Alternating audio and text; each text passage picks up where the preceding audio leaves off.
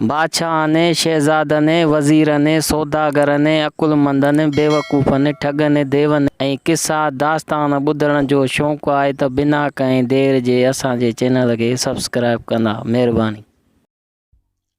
दोस्तों, ये कहाणी आहे शहज़ादो मुनीर ऐं नाबीनो देव।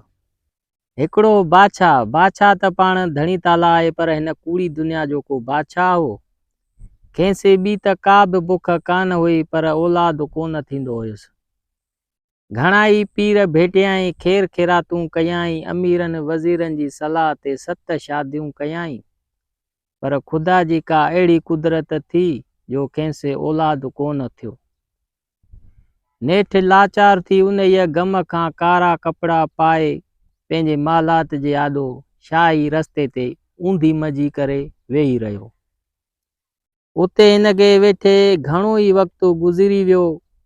कई माण्हू बादशाह जी उहा हालत ॾिसी हैरान थींदा हुआ, पर कंहिं बि संदसि दर्द जी दवा न कई। हिकिड़े ॾींहुं अहिड़ो तूफ़ान अची लॻो जो माण्हू मिरूं जीत पखी सभु अची हैरान थिया, जो संदसि लिकण जूं जायूं खुटी वयूं। सभई ईअं पए सम्झो त इजो था गरक थियूं। अहिड़ी हालत में बादशाह वीचारो ईअं ई रस्ते ते पे लेथड़ियूं खाधियूं। तॾहिं जो हिन जी हालत ते कुदरत खे रहम आयो ऐं वटसि ओचितो हिकिड़ो अज़गैबी फ़क़ीर अची निकितो, जंहिं हिनखे ॿांह में हथु विझी चयो त ए बादशाह, तुंहिंजा गम लथा, तूं हाणे पंहिंजे घर वञ, ख़ुदा जे हुकुम सां तोखे औलाद थींदो। बादशाह हुन ते ॾाढो ख़ुशि थियो ऐं हिकदमि उथी पंहिंजी महिलात ॾांहुं रवानो थियो। बादशाह खे जो फ़क़ीर दिलासो ॾिनो, सो हिन खे बि कुझु ख़ुशी थी ऐं अचण सां ख़ैर ख़ैरातूं कयाई। आख़िरकार ख़ुदा जे फज़ल सां बादशाह खे घर में उम्मीद वारी थी ऐं वक़्तु पुॼाण बादशाह खे हिकिड़ो 24 जे चंड जहिड़ो पुटु ॼाओ। पोइ त ॾाढियूं ख़ुशियूं थियूं। खज़ाननि जा दर खुली विया। केतिरा फ़क़ीर ख़ैर ख़ैरातूं वठी ॾाढा ख़ुशि थिया। आख़िर सोच वीचार खां पोइ बादशाह पंहिंजे पुट जो नालो मुनीर रखियो। शहज़ादे मुनीर जे संभालण ऐं पालण लाइ केतिरा ई बाना बानियूं मुक़रर थी विया।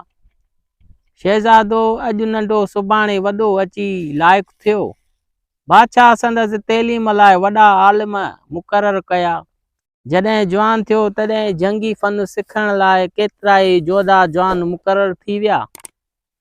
मतिलब त शहज़ादे मुनीर खे सभु कंहिं क़िस्म जी तैलीम ॾिनी वई।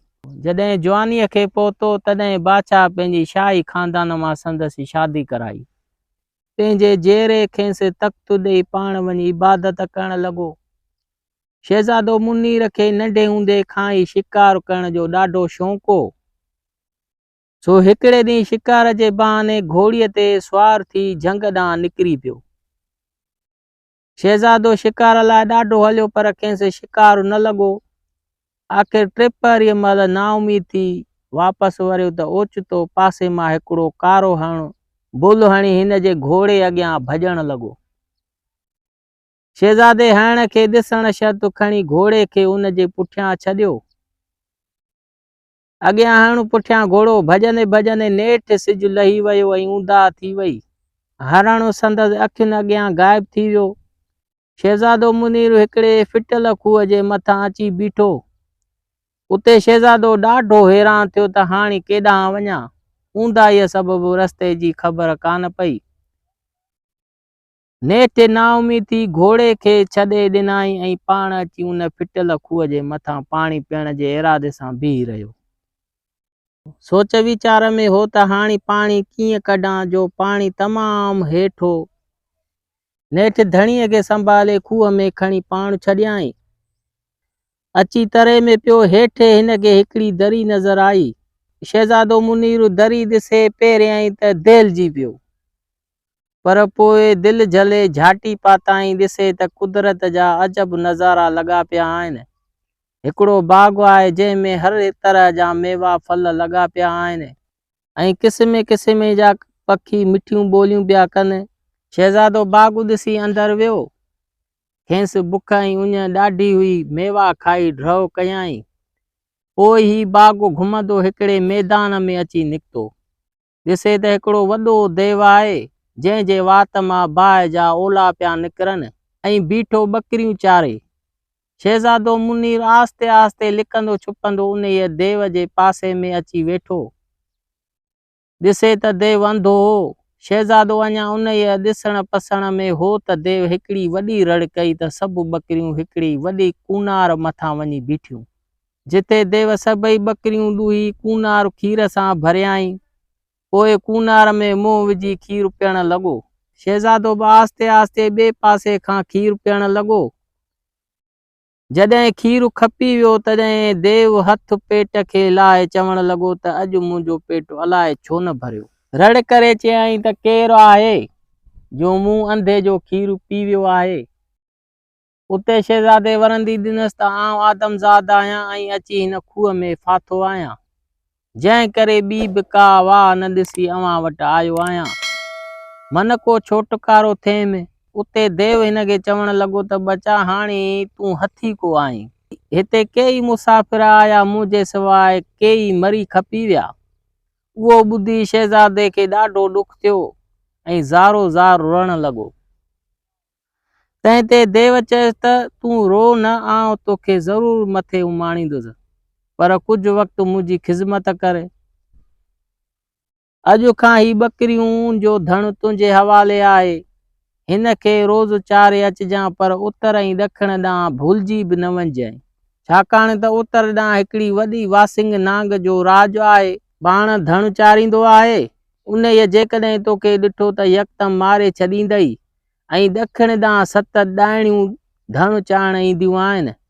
तंहिं करे ओॾांहुं बि असुल न वञिजांइ, उहे बि तोखे मारे तुंहिंजो धण काहे वेंदियूं। शहज़ादे चयो त हाज़ुर उहो कमु मुंहिंजो आहे। ॿिए ॾींहं खां शहज़ादो मुनीर ॿकरियुनि जो धण वठी वञी चाढ़ण ईंदो हो ऐं शाम जो अची अंधे देव जी ख़िज़मत कंदो हो। हिन खे ईअं कंदे कंदे उते 4 साल गुज़री विया। उते हिन देव खे चयो मामा हाणे मूंखे मोकल ॾियो त वापसि वञा। तंहिं ते देव हिन खे दिलासो ॾिनो त अबा हाओ हाणे तुंहिंजो बिलो कबो। अहिड़ी तरह सां शहज़ादे मुनीर कई दफ़ा देव खे चयो, पर देव रुगो ठला दिलासा ॾींदो रहियो ऐं खेसि आसरनि में रहाईंदो रहियो। शहज़ादो देव जे कूड़नि दिलासनि खां कक थी पियो। सो सिर तां आसरो लाइ हिकिड़े ॾींहुं ॿकरियुनि जो धण काए उतर ॾांहुं वियो। दिलि में चयाईं त हेड़े जीअण खां मौत भलो आहे। सो ई धण चारींदो चारींदो उन तरफ़ वियो। ॾिसे त हाओ ॿेली हिकिड़ो ॿकरियुनि जो ॿियो बि धण आहे। सो बि चरंदो पियो अचे ऐं हिकिड़ो वॾो नांग आहे जो ॿकरियुनि जे पोयां लॻो अचे। शहज़ादो मुनीर नांग खे ॾिसी पहिरियां त दिलिजी वियो। पोइ ख़ुदा खे यादि करे तरार हथ में खणी हिकिड़े वॾे वण ते चढ़ी वियो। नांग जो ॿकरियुनि जो ॿियो धण ॾिठो, सो फूकू ॾेई उन खे अची सोढ़ो कयाईं। जॾहिं शहज़ादे वारे वण जे हेठां अची लंघियो, तॾहिं शहज़ादे बि ख़ुदा खे यादि करे तरार खणी वासिंग ते अहिड़ो वार कयो जो नांग 2 टुकड़ा थी पियो। बसि पोइ त शहज़ादे खे नांग मारण में आसानी थी पई। उन नांग खे टुकड़ा टुकड़ा करे छॾियाईं। शहज़ादो शाम जो नांग वारो धण ऐं पंहिंजो धण ॿई काए देव वटि आयो ऐं उन खे अची चयाईं त मामा अॼु ॿकरियुनि जा कन त ॻणे ॾिसो। अंधे देव जा खणी ॻणियूं त ॿकरियूं ॿीणियूं हुयूं। देव पुछियसि त बचा ही छा? तंहिं ते शहज़ादे मुनीर ॿुधायसि त मामा अॼु वासिंग नांग खे मारे उन जो धण बि काए आयो आहियां। उहो ॿुधी देव ॾाढो ख़ुशि थियो।